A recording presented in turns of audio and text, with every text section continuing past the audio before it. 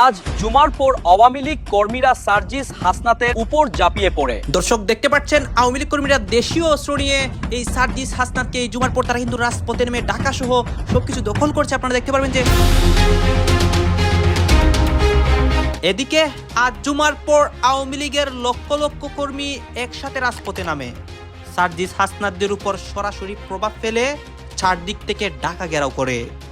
এই নিয়ে আবার ডক্টর ইউনূসের কাঁপুনি শুরু হয়েছে। টিউলিপ সিদ্দিকী যদি মানহানির কোনো মামলা ঠকে দেন এবং সেখানে টিউলিপ সিদ্দিকীর জয়লাভ পায়, সেক্ষেত্রে বড় অঙ্কের টাকা ক্ষতিপূরণ হিসেবে গোনা লাগতে পারে ডক্টর মোহাম্মদ ইউনূসের জন্য। টিউলিপ সিদ্দিকী যে অনেক দূর যাবেন তারও একটা ধারণা আমরা পাই। কারা এই চিঠিতে স্বাক্ষর করেছেন, কারা তার জন্য লড়তে প্রস্তুত। ব্রিটিশ রাজনীতিবিদ ও আইনজীবীরা বলেছেন, বাংলাদেশের অন্তর্বর্তী সরকার আন্তর্জাতিক অপরাধ ট্রাইব্যুনালের মাধ্যমে ন্যায় বিচারকে ধুলোয় মিশিয়ে দিয়েছে। যেখানে শেখ হাসিনা আবেদনই করেননি, সেখানে তাকে দণ্ড দেওয়া অসম্ভব। উপদেষ্টা আসিফ এবং মাহফুজ রাজনীতিতে বিরাট ঘটনা ঘটিয়ে দিয়েছে।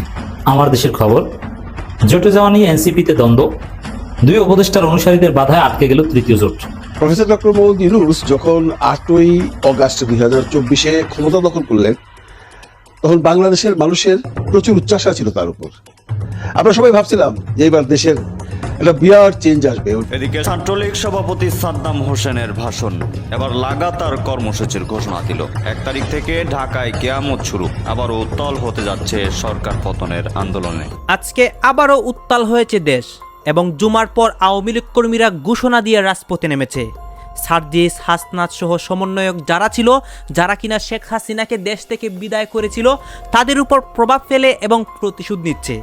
দর্শক শ্রোতা, টিউলিপ সিদ্দিকী, অন্যদিকে ছাত্রলীগের সভাপতি সাদ্দাম, আরও সে শেখ হাসিনার সাথে আরও যারা রয়েছে, সবাই ঘোষণা দেয় এবং সবাই পরিকল্পনা করে তাদের কর্মীদেরকে রাজপথে নামায়। আপনারা সম্পূর্ণ ভিডিও দেখবেন এই মুহূর্তে দেশের রাজপথে কি হচ্ছে এবং ঢাকা চারদিক থেকে তারা ঘেরাও করে ফেলার একটা পরিকল্পনা করে। আপনারা সম্পূর্ণ ভিডিও দেখলে স্পষ্ট বুঝতে পারবেন। আসুন আমরা কথা বাড়াবো না, আমরা সরাসরি ভিডিওর মূল আলোচনায় চলে যাচ্ছি। উপদেষ্টা আসিফ এবং মাহফুজ রাজনীতিতে বিরাট ঘটনা ঘটিয়ে দিয়েছেন। আমার দেশের খবর, জোটে যাওয়া নিয়ে এনসিপিতে দ্বন্দ্ব, দুই উপদেষ্টার অনুসারীদের বাধায় আটকে গেল তৃতীয় জোট। এখন দুই উপদেষ্টার অনুসারীরা তো আর নিজেরা সিদ্ধান্ত নেননি, উপদেষ্টাদের অহির ভিত্তিতে তারা এই তৃতীয় জোটে বাধা দিয়ে আটকে দিয়েছে। আপনারা জানেন আজকেই একটা তৃতীয় জোট এবি পার্টি এনসিপি আপ বাংলাদেশের মধ্যে হওয়ার কথা ছিল, বাট শেষ পর্যন্ত সেটা হচ্ছে না। কেন হচ্ছে না? উপদেষ্টা আসিফ এবং মাহফুজ আটকে দিয়েছেন। কেন আটকে দিয়েছেন? এখানে এনসিপিতে 3টে গ্রুপ এখন দৃশ্যমান, নাহিদ গ্রুপ, আসিফ এবং মাহফুজ গ্রুপ, 3টে গ্রুপ। তবে নাহিদ গ্রুপ এখন ডমিনেন্ট এবং 3 গ্রুপ 3 মেরুতে আছেন। তা আসিফ মাহমুদ আবার এদিক ওদিক ছুটছেন। আসিফ মাহমুদ বিএনপির সাথে কথা বলছেন, বিএনপিতে যোগ দেওয়া যায় কিনা। গণ অধিকার পরিষদও একদম টপ পোস্ট পাওয়ার জন্য বসে আছেন। আবার আমরা বলছি যে জামাত ইসলামীতে যোগ দেওয়া ভালো হবে। আসিফ মাহমুদ এখন পর্যন্ত ডিসাইড করতে পারেনি। মাহফুজও সেম, বিএনপিতে যাবেন কিনা এই রাস্তা খুঁজছেন। তবে বিএনপিতে গেলে বিপদে পড়বেন, কারণ বিএনপি নিজেরাই বিপদে। বিএনপি তাদের নিজেদের নেতাদের নিয়েই বিপদে আছে।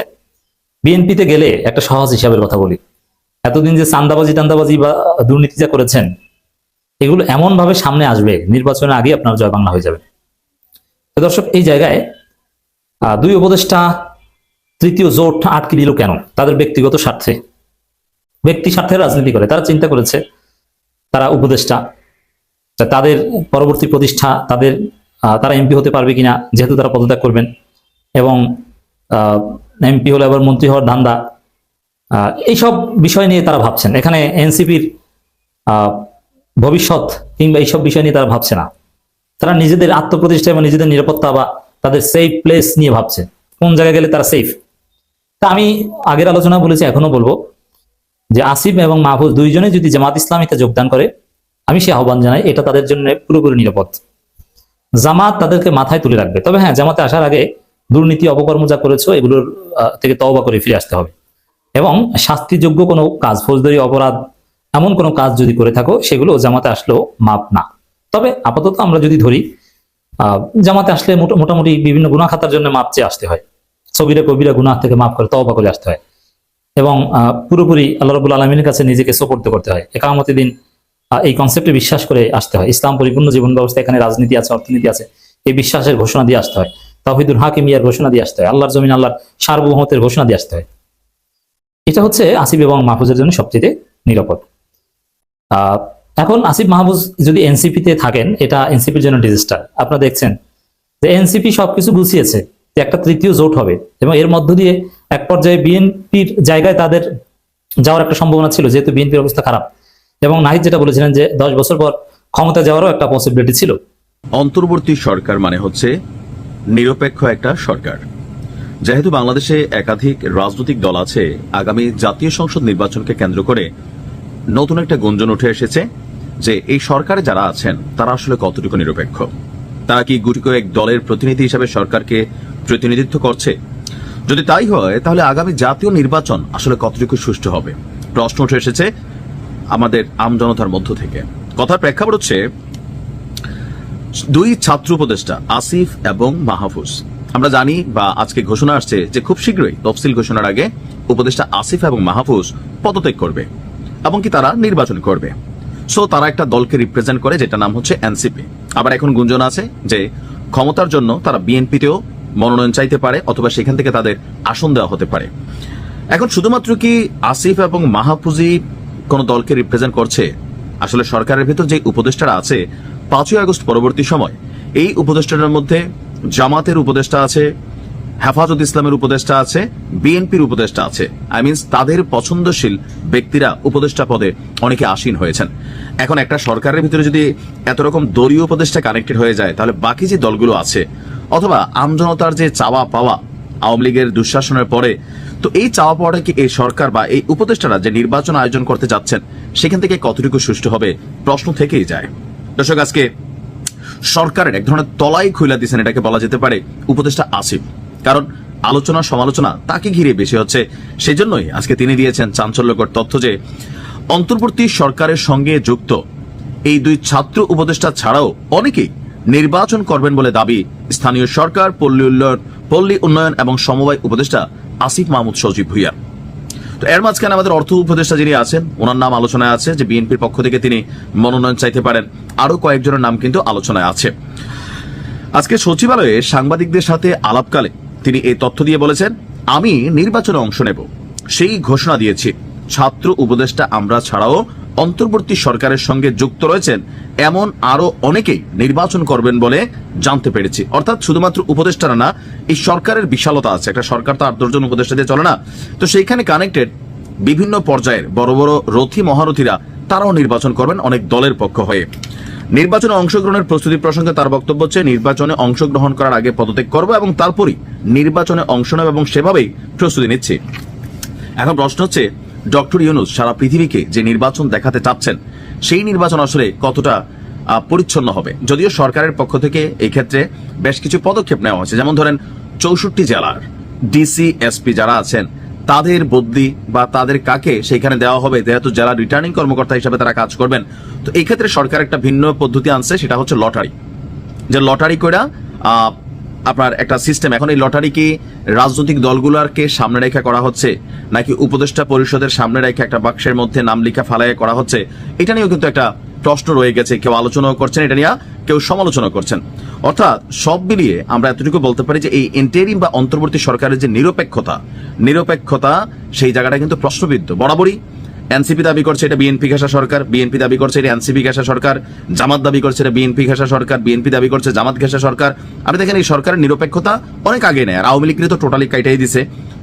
সো দর্শক, অনেকদিন থেকে শোনা যাচ্ছে বর্তমান অন্তর্বর্তীকালীন সরকারের ভেতরে থাকা অনেকেই নাকি আগামী জাতীয় নির্বাচনে অংশগ্রহণ করবেন। এই আভাসটা প্রথম দিয়েছিলেন উপদেষ্টা আসিফ মাহমুদ সজীব ভুইয়া। তিনি বলেছিলেন তার তো করার কথা আছেই, সাথে ছাত্র উপদেষ্টা আর একজন মাহফুজ আলম সহ অনেকেই এই সরকারের সঙ্গে জড়িত অনেকেই আগামী নির্বাচনে অংশগ্রহণ করবেন এবং অনেকেই সরকার থেকে সরে যাবেন। সেই কথাটা আবারও জোর দিয়ে পুনর্ব্যক্ত করলেন আসিফ মাহমুদ সজীব ভুইয়া। সাথে আমরা প্রধান উপদেষ্টার প্রেস সেক্রেটারি শফিকুল আলমের ফেসবুক স্ট্যাটাসেও দেখলাম এটা নিয়ে তিনি কথা বলেছিলেন। গুঞ্জন আছে প্রেস সেক্রেটারি শফিকুল আলমও আগামী নির্বাচনে অংশগ্রহণ করবেন কিনা। সেই ক্ষেত্রে প্রেস সেক্রেটারি কি বলছেন, আসিফ মাহমুদ সজীব ভুইয়া কি বলছেন, তাতে করে একটা ধারণা তৈরি করার চেষ্টা করা যায় কিনা যে কারা কারা এই সরকারের মধ্যে আছেন যারা নির্বাচনে অংশগ্রহণ করবেন আগামী ত্রয়োদশ জাতীয় সংসদ নির্বাচনে। চলুন আলোচনা করে বোঝা যাক। এই ভিডিওতে থাকবেন পলিটিক্স টিভির নিয়মিত আয়োজনে। দর্শক, বলছিলাম আগামী নির্বাচন এবং আগামী নির্বাচনে সরকারে থেকেই নির্বাচনের প্রস্তুতি নিচ্ছেন অনেকেই, এই গোমরটা অবশেষে ফাঁস হয়ে গেছে। আসিফ মাহমুদ সজীব ভুঁইয়া যে বক্তব্য দিয়েছেন, যে মন্তব্য করেছেন, তাতে এটা পরিষ্কার হওয়া যায়। এবং এতদিন যে ধারণা করা হচ্ছিল যে দুইজন ছাত্র উপদেষ্টা শুধু নির্বাচন করবেন, সেই ক্ষেত্রে কোন দল থেকে নির্বাচন করবেন সেটাও নিশ্চিত নয়। মোটামুটি ধারণা করা যেতে পারে কোন দল থেকে নির্বাচন করবেন, কিন্তু এবার আসিফ মাহমুদ সজীব ভুঁইয়া বললেন যে আরও অনেকেই নির্বাচন করবেন। এই অনেকের মধ্যে কি উপদেষ্টারা রয়েছেন, কিংবা প্রধান উপদেষ্টার বিশেষ সহকারীরা রয়েছেন, নাকি কর্মকর্তারা রয়েছেন, কারা রয়েছেন? আসিফ মাহমুদ সজীব ভুঁইয়া কি বললেন? ইত্তেফাকের শিরোনামটা আপনি দেখে নিতে পারেন। সেখানে বলা হচ্ছে অন্তর্বর্তী সরকারের সঙ্গে যুক্ত অনেকেই নির্বাচনে অংশ নেবেন। কি বলছেন তিনি? সাংবাদিকদের সঙ্গে কথা বলার সময় তিনি এই কথা বলেছেন। দুই ছাত্র উপদেষ্টা ছাড়াও অন্তর্বর্তী সরকারের সঙ্গে যুক্ত অনেকেই বলেছেন, দুই একজন বলেননি, অনেকেই নির্বাচন করবে বলে জানিয়েছেন এই উপদেষ্টা সজীব ভুঁইয়া। আসিফ মাহমুদ বলেছেন, আমি নির্বাচনে অংশ নেব সেই ঘোষণা দিয়েছি। অর্থাৎ এখন আর তিনি কনফিউশন রাখছেন না, তিনি স্পষ্ট করেই বলে দিয়েছেন তিনি নির্বাচন করবেন। এবং কিছুদিন আগে ঢাকা 10-এ যে ধানমন্ডিতে তিনি ভোটার হয়েছেন, সেখানেই স্পষ্ট হয়ে যায় যে ঢাকা 10 থেকে তিনি নির্বাচন করবেন, যে আসনে বিএনপি তাদের প্রার্থী ঘোষণা করা হয়নি। সেই কারণেই গুঞ্জন আছে যে আসিফ মাহমুদ সজীব ভুঁইয়া এনসিপিতে যোগ দিচ্ছেন না, বিএনপিতে যোগ দিচ্ছেন এবং বিএনপি থেকে ঢাকা 10 আসনে নির্বাচন করবেন তিনি। আমরা দুই ছাত্র উপদেষ্টা ছাড়াও অন্তর্বর্তী সরকারের সঙ্গে যুক্ত যারা আছেন এমন আরও অনেকেই নির্বাচন করবেন এমন সম্ভাবনা রয়েছে।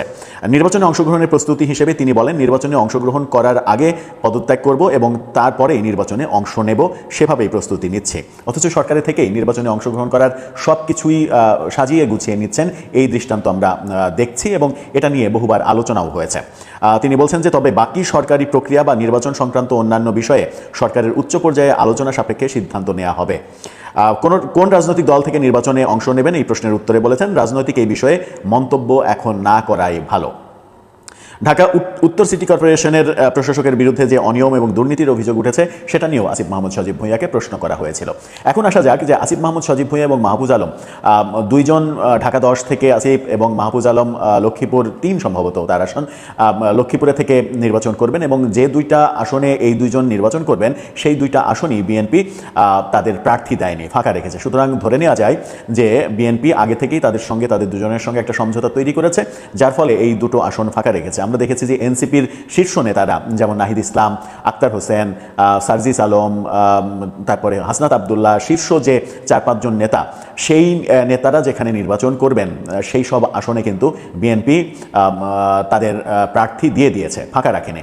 সুতরাং এখান থেকে বোঝা যায় যে এনসিপির সঙ্গে জোটের সম্ভাবনাটা কমে এসেছে এবং আসিফ মাহমুদ সজীব ভুঁইয়া এবং মাহফুজ আলমকে বিএনপি হয়তো তাদের দলের করে নিচ্ছে এবং সেই ক্ষেত্রে আগামী নির্বাচনের পর এই দুইজনকে সংসদে থাকার পাশাপাশি মন্ত্রিত্ব পেলেও অবাক হওয়ার কিছু থাকবে না। এখন আসিফ মাহমুদ সজীব ভুঁইয়া যে বলছেন যে উপদেষ্টা পরিষদে আরও অনেকে নির্বাচন করবেন, এই আরও অনেকে তারা কারা? আমরা যদি একটু নামগুলো বিবেচনা করি, যেমন প্রধান উপদেষ্টার প্রেস সেক্রেটারি শফিকুল আলম, তাকে নিয়ে গুঞ্জন শুরু হয়েছে যে তিনি নির্বাচন করবেন। আজকে ফেসবুক স্ট্যাটাস দিয়েছেন তিনি, গতকালকে ফেসবুক স্ট্যাটাস দিয়েছেন তিনি, দিয়ে যেটা বলেছেন সেটা হচ্ছে যে আমি নির্বাচন করছি না, এটাই আমার ঘোষণা। অনেক দিক থেকেই বলা হচ্ছে আমি নির্বাচন করছি কিনা, আমি স্পষ্ট করে দিলাম আমি নির্বাচন করছি না। তবে তিনি এটাও বলেছেন যে আমার জানা মতে উপদেষ্টা পরিষদের অনেকেই নির্বাচনে অংশগ্রহণ করবে, তবে আমি করব না। তার মানে শফিকুল আলমের কথাতেও স্পষ্ট হওয়া যায় যে উপদেষ্টা পরিষদের অনেকেই নির্বাচন করবেন। তাহলে কারা? সেটা কি সেই তালিকায় কি আসিফ নজরুল থাকবেন, সেই তালিকায় কি আদিলুর রহমান থাকবেন, কিংবা সেই তালিকায় ব্রিগেডিয়ার শাখাওয়াতের নাম থাকবে? কারা নির্বাচন করবেন? কিংবা সেই তালিকায় কি প্রধান উপদেষ্টার বিশেষ সহকারী হিসেবে স্বরাষ্ট্র মন্ত্রণালয় যিনি দেখছেন খোদাবক্স চৌধুরী, তার নাম থাকবে? এই ব্যাপারগুলো সামনে আসবে। আরও অনেক নাম তো আছেই, যেমন ফরিদা আক্তার, ফরহাদ মাজারের ওয়াইফ ফরিদা আক্তারের একটা সম্ভাবনা রয়েছে যে তাকে হয়তো রাজনীতির মূল যে স্রোত, সেই স্রোতে আনা হতে পারে। প্রফেসর ইউনূসের প্রতিনিধি হিসেবে বর্তমান স্বাস্থ্যমন্ত্রী যিনি প্রফেসর ইউনূসের গ্রামীণ ব্যাংকের একেবারে শুরু থেকে আছেন, তাকে নির্বাচন করতে দেখলেও অবাক হওয়ার কিছু থাকবে না। তবে সেই তালিকায় যে প্রফেসর ইউনূস নাই, এটা মোটামুটি নিশ্চিত করা যায়, কারণ সরকার চালাতে হলে তাকে তো থাকতেই হবে, তিনি নির্বাচন করার সুযোগ পাবেন না। কিন্তু নির্বাচন পরবর্তীতে বিএনপির সঙ্গে প্রফেসর ইউনূসের একটা সমঝোতা হয়েছে লন্ডন বৈঠকের পরে, এমন আলোচনা কিন্তু সমাজে ছিল এবং আছে। সেই সমঝোতাটা কি, যদি বিএনপি সরকার গঠন করে তাহলে প্রফেসর ইউনূসকে রাষ্ট্রপতি হিসেবে হিসেবে বসানোর গুঞ্জনটা তখন উঠেছিল। যদিও অনেকে বলেন যে দর্শক আপনারা তো দেখলেন এখানে কি কথা হচ্ছে, অনেকে কিন্তু অনেক কথা বলতেছে, অনেকে আলোচনা করতেছে, অনেকে সমালোচনা করতেছে। বিশেষ করে এখানে কিন্তু আওয়ামী লীগের বিভিন্ন পদক্ষেপ এবং সার্জিস হাসনাত বা দেশের বর্তমান রাজনৈতিক প্রেক্ষাপট এগুলো নিয়ে কথা হয়। গাইজ এই বিষয়গুলো দেখে এখানে যে আপনাদেরকে বক্তব্যগুলো দেখিয়েছি এগুলা দেখে আপনাদের কি মনে হচ্ছে এবং আপনাদের মন্তব্য কি, অবশ্যই আপনারা আপনাদের মন্তব্যটা আমাদের কমেন্ট বক্সে লিখে যাবেন। সর্বশেষ আপনাদের কাছে আমাদের একটা রিকোয়েস্ট থাকবে, আপনারা আমাদের চ্যানেলে নতুন দর্শক হয়ে থাকলে চ্যানেলটি সাবস্ক্রাইব করবেন এবং পাশে থাকা বেল বাটনটি বাজাবেন যাতে করে নেক্সট ভিডিওটা সবার আগে আপনাদের কাছে পৌঁছে যায়।